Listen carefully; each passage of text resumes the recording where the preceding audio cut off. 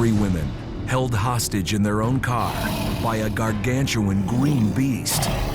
This thing was so tall, it had all this slime on it. Its eyes were just like penetrating. Who wouldn't be screaming? We thought we were gonna die.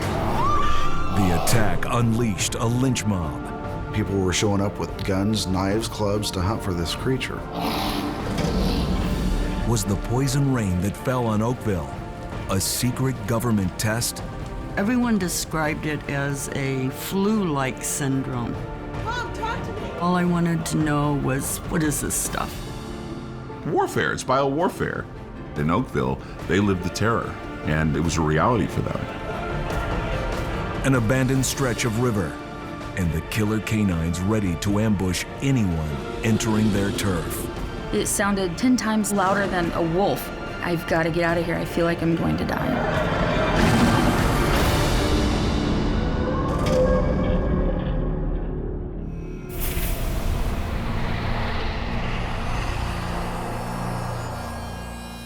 In the heartland state of Indiana, where the White and Driftwood rivers meet, sits Columbus, a Midwest manufacturing hub.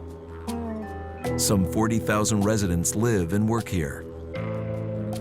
A focal point for the city's center is Millrace Park. Thick woods, mossy lakes, and a network of trails. An 85-acre preserve directly in the middle of town. Its name would become synonymous with a monster. A lot of people genuinely believed that there was a monster in Millrace Park.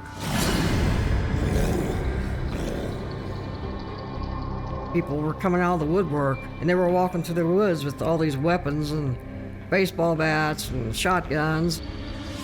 The mayor telling them there's no monster in my town, but there was a monster in his town.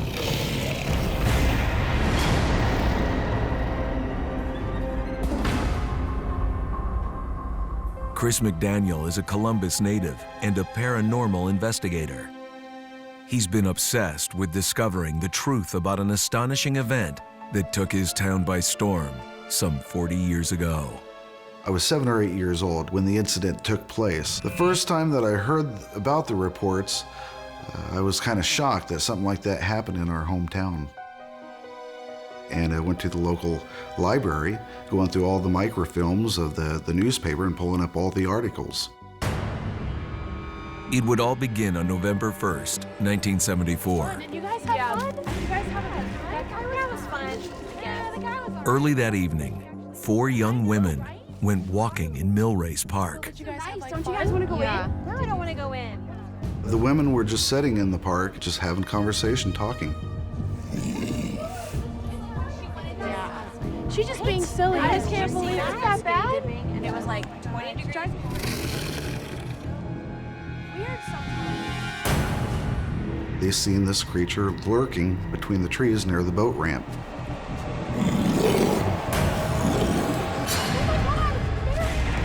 They described the creature as being 6 foot tall, bipedal, walking on 2 legs, had very sharp claws, was very dirty, almost mossy looking.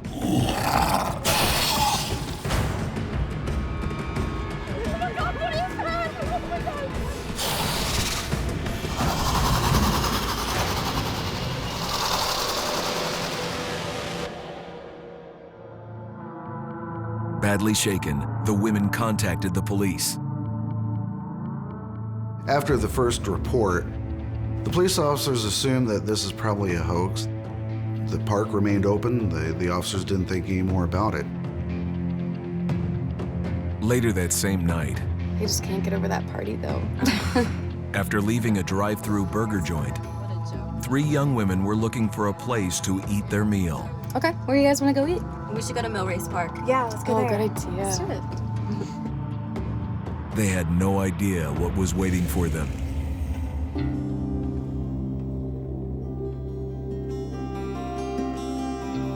Tyra Cataline was one of the women in that car.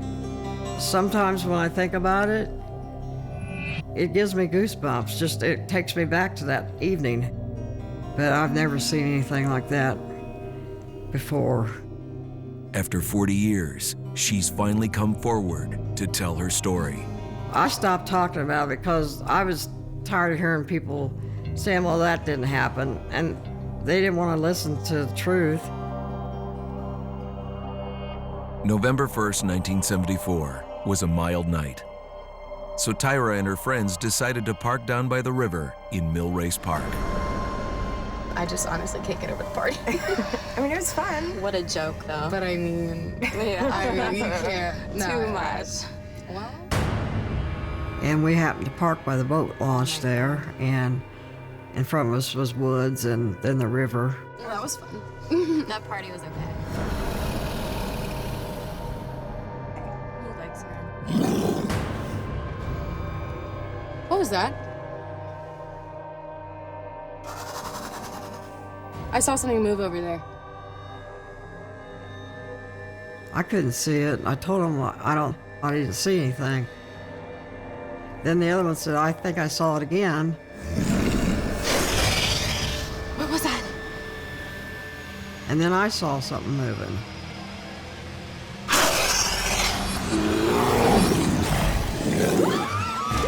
And it come out of that woods. Oh my God. This thing, it was like nothing I've ever seen in my life. This thing had to be at least 7 foot tall, if not taller. It was taller than a normal man. It was beating on the windshield. It was trying to get in, and we were screaming. I don't know if that agitated him more or what. The only thing separating them and this creature was the windshield. What was that? I don't know. That was not a person. I don't know.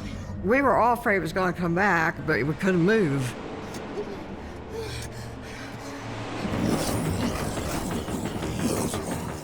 Where'd he go? Where'd he go?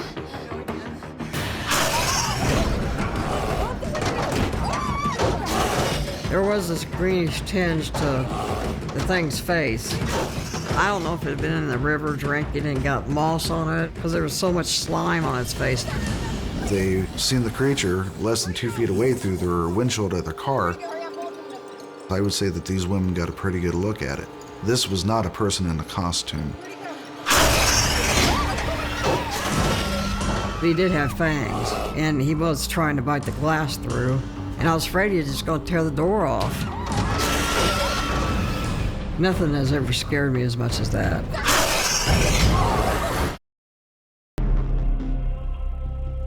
In Columbus, Indiana, on November 1st, 1974, a monster covered in muck threatened visitors in the city's downtown public park. After 4 decades, Tyra Cataline is now stepping forward to recount the horrific ordeal. It was just a typical evening, and shortly after Halloween, and we decided to go take our dinner down to the park and eat it and talk. He was talking to her all night, though. Yeah, I saw that. And we were just kind of staring into the dark woods. That party was okay. Out from the woods comes this thing.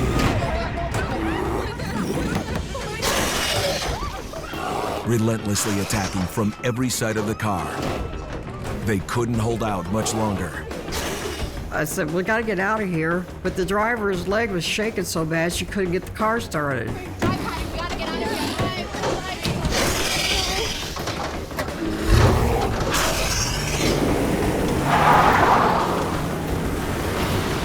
We were just glad to get out of there with our lives, as it was just the most horrible thing you ever saw. They wanted to head right home. But Tyra and her friends felt certain the attack should be reported to the police. I'm telling you what, you could play quarterback better than that.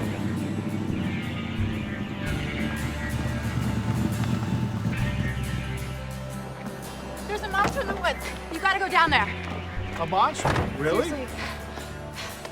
It just seemed like they were laughing about it. He said, oh, a monster, really? I told you they don't believe us. Have you been drinking, ma'am? No, it's real. It's out there. You've got to go down there. It's out there. It's going to get somebody. Look at the scratches on the car. Come on. Look at this. Look at this slime. So the police walked out to their car and did see peculiar-looking scratch marks all over the hood of the car. Look at all this crap. Look at that. And the car stunk on the outside so bad. It was like decomposed animals. I don't know how else to describe it. The second group of women described it the same way that the first group of women described it, as having the green face, the claws, being about 6 foot tall, bipedal. Being that these two groups of women did not know each other or know anything about each other's report, it does bring somewhat credibility to the reports. In the small town, the monster quickly became big news. In 1974, Harry McCauley was the editor of the Columbus Republic newspaper. He's chased down a lot of stories, but never one like this. We got this report from the police department, and they described it in terms of kind of a Bigfoot with green, scaly things flowing off of it. Put it on the front page. The sightings of the mill race monster touched off a wave of mob hysteria.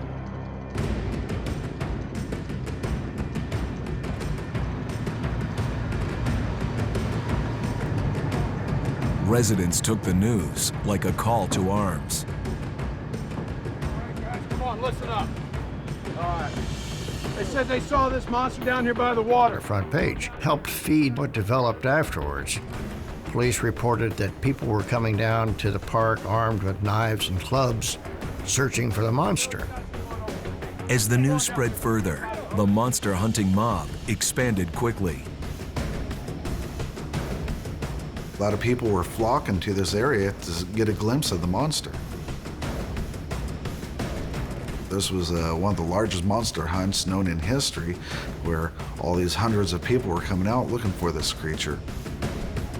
People were walking through the woods with baseball bats and shotguns. It was getting to be a dangerous situation. So the mayor had instructed the parks director to go ahead and shut down the park for the safety of the public.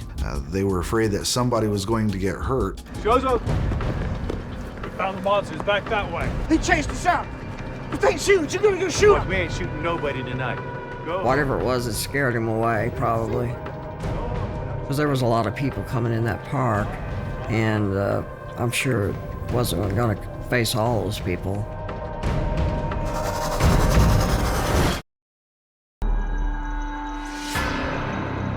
In Columbus, Indiana, in November of 1974, a green, grimy creature on the loose threw a Midwestern town into panic.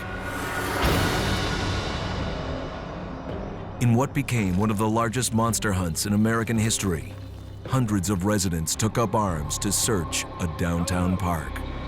Time to go. Time to go. You know, we were lucky, I guess. Somebody could have been hurt. Somebody could have been killed. You know, we bit the bullet on that one.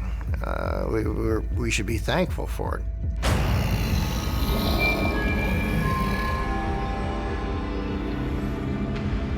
Nobody ever really could identify what it was. And to this day, I wonder where it came from and wonder where it went to. A lot of people speculate that maybe this is the same type of creature as the Bigfoot. There's a lot of similarities to it. However, this creature, the mill race monster, has a green look to it, which is unusual. This is something a little bit unique and different. Just prior to the sightings, strange lights had appeared in the night sky. Was there a connection to the monster from the muck? A few months prior to this, there was quite a bit of UFO sightings around the area of Columbus and all over the Midwest. So some people were speculating maybe this was left behind by a UFO. Then again, is there an earthly explanation for the green coloration of the face and fur? I remember back years ago there was a dye factory in the park area. I'd heard they had dumped dyes in the river. Whatever the cause, for those who witnessed it, this monster was no hoax. I know it's real. And what I saw was not a joke. It was not a person in a costume. It was really something that could move around and grimace its face, and it was growling. It was very aggressive. So people can think what they want to. I know what I saw. And I saw something pretty bad. I can't tell you if it was Bigfoot. I can't tell you if it was a monster or an alien. I can't tell you what it was. I know it was real. I know I saw it. And I don't want to think about it too long, because it still scares me to this day.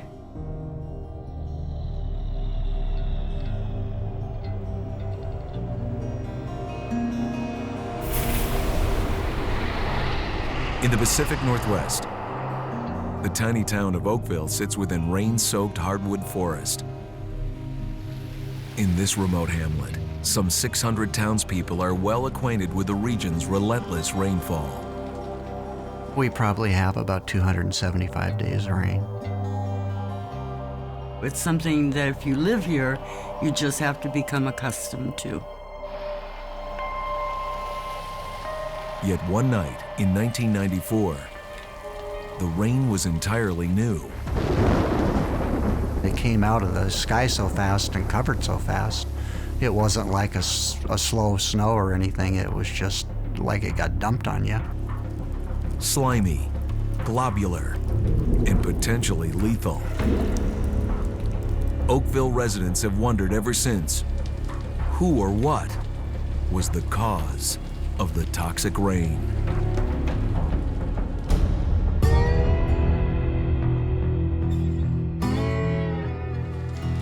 In the early hours of August 7th, something in Oakville was wrong. Sonny Barcliffe was working at a local Oakville store. One of the things I noticed that day as we were receiving a torrential downpour is that it looked strange. The rain actually looked thick as it was falling outside the store. And I deduced that it probably was due to a distortion in the glass. As she would discover, this syrupy-looking rain was no optical illusion.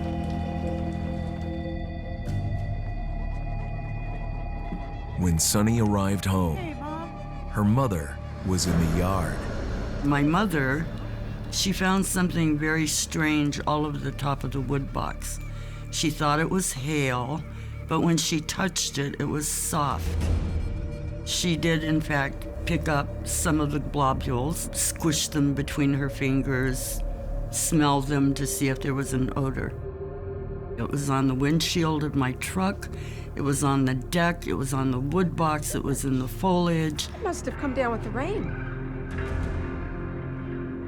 You know, And so our only conclusion is it had to have fallen from the sky with the rain. These gelatinous lumps had coated some 20 square miles around Oakville. Sonny had some EMT training, so she and her brother approached this material with caution. We obtained the cleanest vessels we could find, and we went out on the front porch and we started scooping the globules into the container. I opted, and so did my brother, to wear gloves because we considered that it was an unknown substance.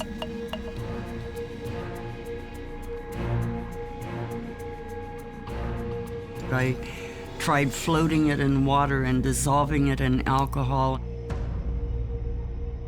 At one point, I even tried burning it. And oddly, it repelled the flame altogether. What is this stuff? At that point, I was very concerned. Sonny wasn't the only Oakville resident encountering this mystery rain.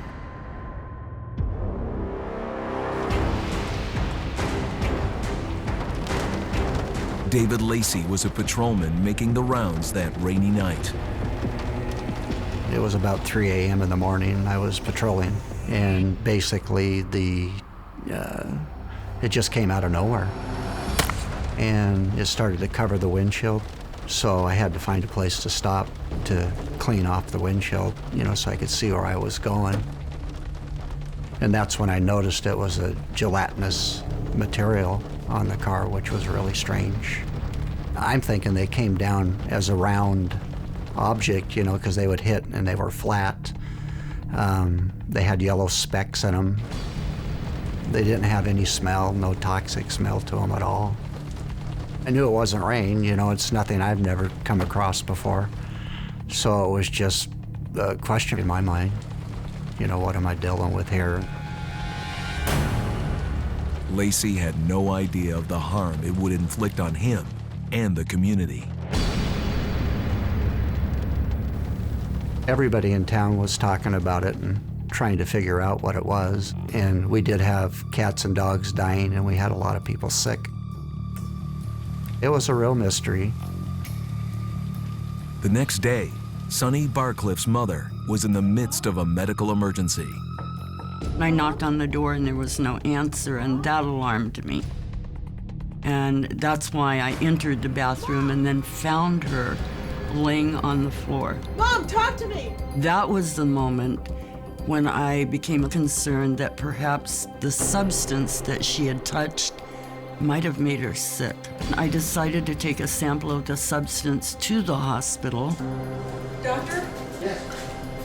My mother was handling this. I spoke with the emergency room doctor, told him about what had happened. She rubbed it between her fingers, and I think it made her sick. The doctor agreed to do it and sent it to a lab technician. While Sonny was at the hospital wondering if her mother would survive the toxic rain, Officer David Lacey was still on patrol, still trying to make sense of the previous night's rain that had smeared his windshield like Vaseline. I got called out for a suspicious vehicle. First the rain, now this. There were two guys with hazmat suits on, and from what I could see at that point, they were collecting this material. I rolled up and they got in the vehicle and left at a high rate of speed. And so I ran the plates. They were a federal plate. I think the military wanted to take a little bit better look at the substance and do their own testing. At first, Lacey was relieved the military was on the case.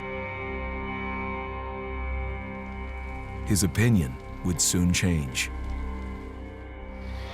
I was throwing up and I had a stomach ache. I had a fever of 102. Oh, you're burning up. I feel terrible. And I was out of work for about 3 weeks. That was real unusual. I had never missed a day of work prior to that, as I started to correlate it with the material that had come down. It was a real mystery. I didn't know where to turn, or who to contact, and it's not a typical police investigation.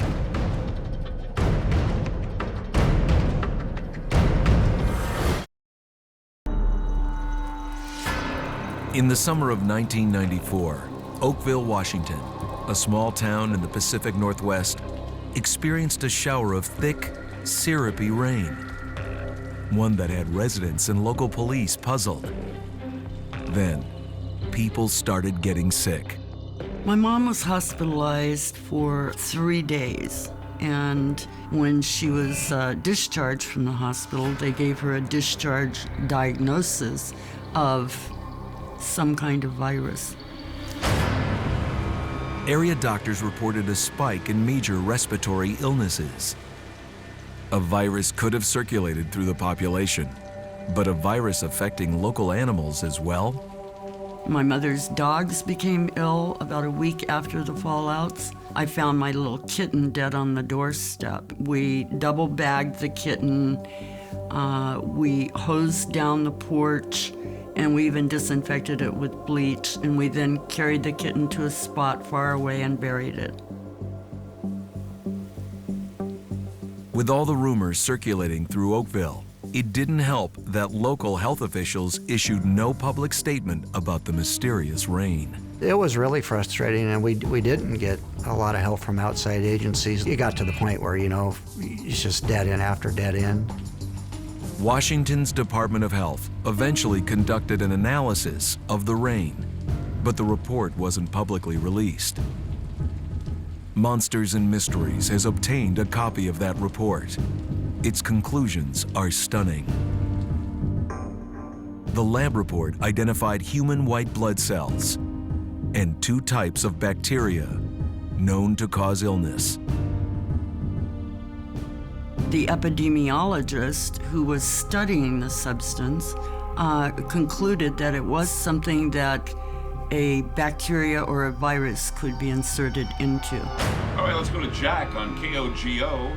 Radio host Clyde Lewis makes the case that Oakville was exposed to a biological experiment conducted by the U.S. military. There are histories of open-air tests being done on American citizens without them knowing. I mean, cadmium sulfide dropped on an area of Minnesota where stillborns and miscarriages happen. I mean, we are testing these things. Recently, the Department of Defense acknowledged they conducted more than 100 biological warfare tests between 1952 and 1969. Over St. Paul, Minnesota, and St. Louis, Missouri, the Army sprayed cadmium sulfide, a toxic metal, now known to be a potential cancer-causing agent. I think the government is doing this because, of course, they want to know how we would react to biowarfare, and how better to figure out a bioattack than to run bioattack scenarios on places like Oakville, small towns that we don't hear about. The explanation is both baffling and potentially criminal. But for the Oakville residents, perhaps the worst part is just not knowing. I don't think it's right if in fact it was the Department of Defense conducting a readiness exercise. We were experimented on, and I'm still feeling a little angry about it. Even when I took over as chief of police, I continued to investigate it, and it was a real mystery. And it does eat away at me because I'd really like to figure out what it was. We don't know.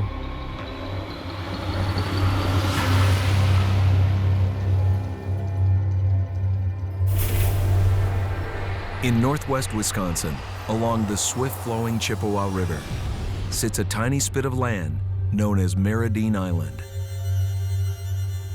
Despite tranquil appearances, residents are convinced there's nothing peaceful about this place. From one generation to the next, whispers about killer canines roaming the riverbank. Well, I was a hunter, and I was a Marine, and I don't scare very easily, but this was definitely very crazy. I hear the sound getting closer and closer. I jumped into the car and locked the door, rolled down the window, and started yelling for Chris, hurry up, get in the car. Would you please just drive?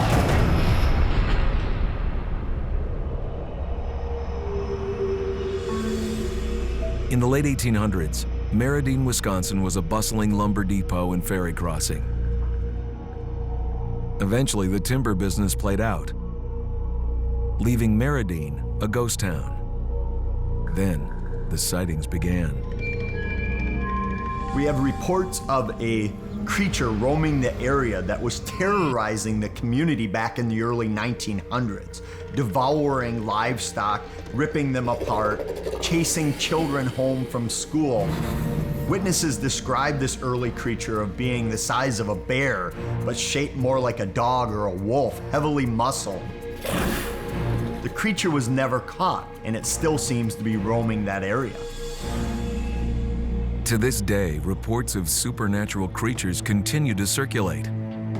All the sightings clustered around an old boat landing just across the river from Meridene. People seem to be drawn to the area, and they don't necessarily know why, but once they get out there, they get feelings of dread, of eeriness, that something's just not right. In the fall of 2005, Shelley Touchstone and her fiancé, Chris Weiner, went for a picnic along the river. See? Creepy, right? They wanted to find a secluded spot and thought the ferry crossing might be a daring choice. Listen. Do you hear that? What? Silence. No kids. Chris, stop trying to scare me. There were stories of growling, and some even claimed to have seen the devil dogs. This place is a little freaky. I still believe that that was just folklore, people telling stories to scare each other. What if we lose our keys? Chris, give me those. Come on, Chris. I felt great. We had a night out, finally alone time away from the kids.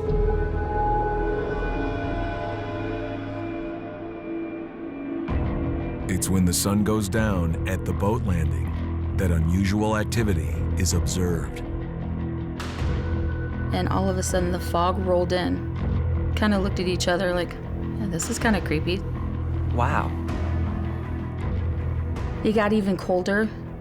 The wind picked up a little bit. It was very eerie.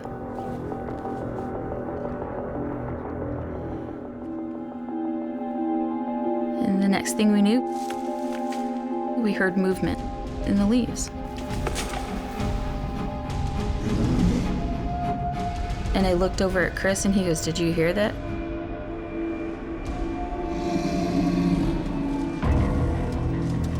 The footsteps were getting closer and closer. You could hear it snapping twigs, snapping even branches, it sounded like. It sounded like a giant was coming through the forest. My first instinct was, it's a bear, get in the car, lock the door. My adrenaline is rushing because I want to know what's coming. Let's go! But yet I don't see anything. I looked for shadows and there was nothing. It was just the sound coming toward me. Would you please just drive? I'm in the car and I'm yelling at him, "Chris, get in the car, let's go." It sounded 10 times louder than a wolf. I was frantic, I was shaking, I felt just terrified.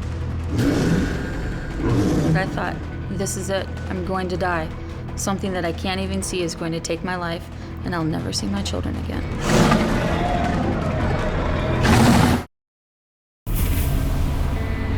Meridene, Wisconsin, an abandoned ferry crossing on a lonely stretch of river. Some say it's the address where a terrifying package of pure evil resides. Devil dogs. Worldwide, we have thousands of reports of these devil dogs that seem to inhabit these paranormal hotspots.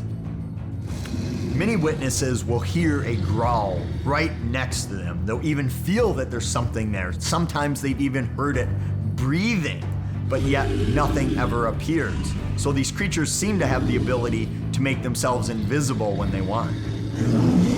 Did you hear that? On a crisp October night in 2004 at the Meridene boat landing, Shelley Touchstone and her fiancé Chris Weiner were having a romantic time together. Let's go! Something intruded. As I heard the noise, I couldn't see anything. It sent a chill down my spine. Chris is still outside and I am terrified for his safety. And I tell him, I scream at him, "Would you please just get in the car or I'm going to leave you?" It was just the worst growl you can imagine possible. So deep and so frightening, it sent chills all through my body.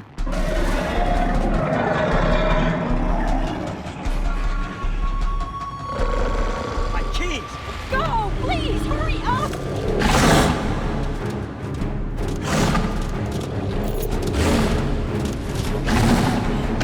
My God! Even in the car, there seemed no escape. We turned back onto the road to go up the hill, and it sounds like this thing is running up the hill right next to the car. It sounded like a huge dog, just a massive dog, something huge, just running right next to the car. At that very moment, I thought, what in the world is going on? I've got to get out of here. I feel like I'm going to die. Shelley and Chris reached the top of the hill, certain this moment would be their last. We get to the top of the hill, and the noise stops. There was nothing there. Okay, Chris, let's go. But something was growling, something was chasing us. What else could it be? It had to be the devil dogs. Encounters like this one have fascinated Chad Lewis for years. As an author and paranormal researcher, Lewis began investigating the Chippewa River area, determined to find the cause. It used to be more of a thriving community, but today it's just the remnants of people who were once there, people who are growing older and refuse to move out of the area. Meridene Island doesn't yield its secrets easily. Yet at some point, Chad realized the answer was staring him in the face. Meridene. As he'd discover, the name is actually Meridene. The legend started back in the 1800s when a young woman by the name of Meridene did in fact drown in the river. We don't know how old Meridene was when she died. All the newspaper accounts different, but she definitely has taken on the role of a murderous siren. Mary. Detective. You almost made it to Canada. Why do you have to be so handsome?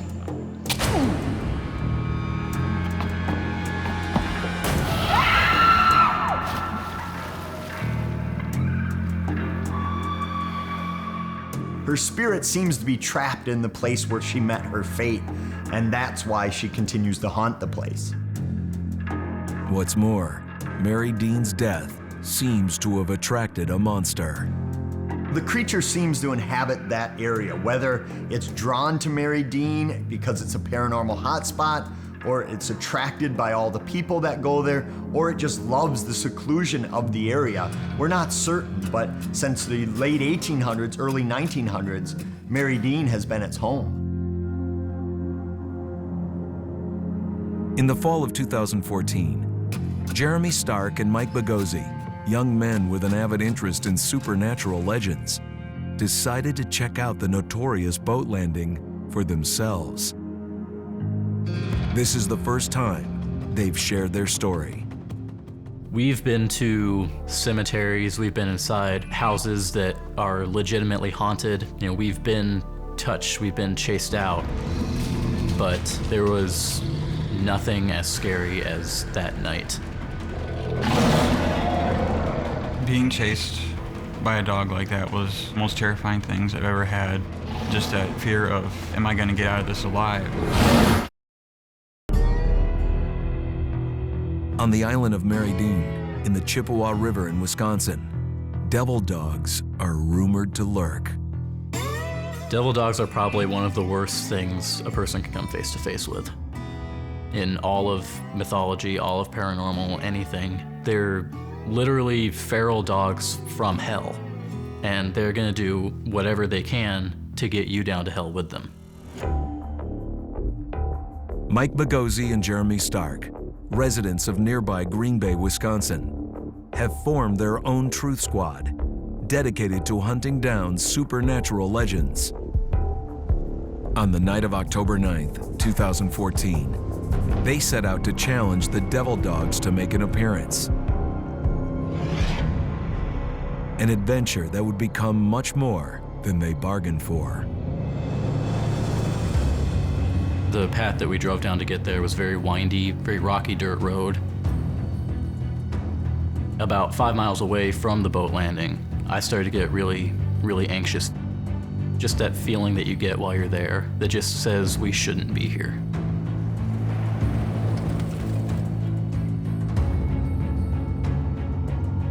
You couldn't see more than 10 feet into the woods. I refused to take the truck out of drive. I had the wheel turned all the way to the right so we could make a quick turnaround and get out of there. I didn't want to take any chances.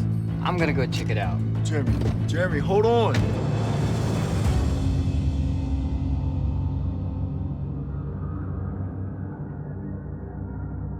It was so still out there. And then I'm looking down the shore, and I see this fog start to roll in.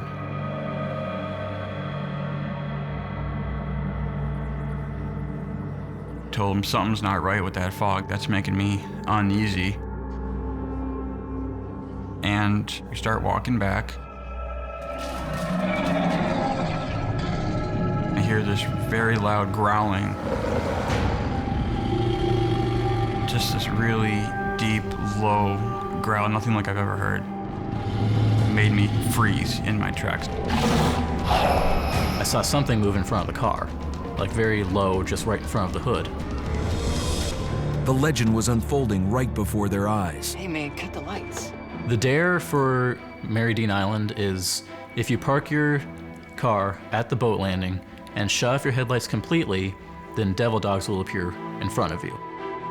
Despite their growing alarm, the guys are too close to the truth to turn back now. Dude, come on.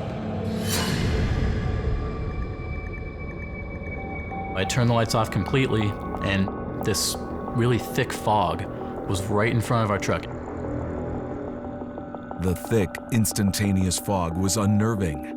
What they saw next was even scarier.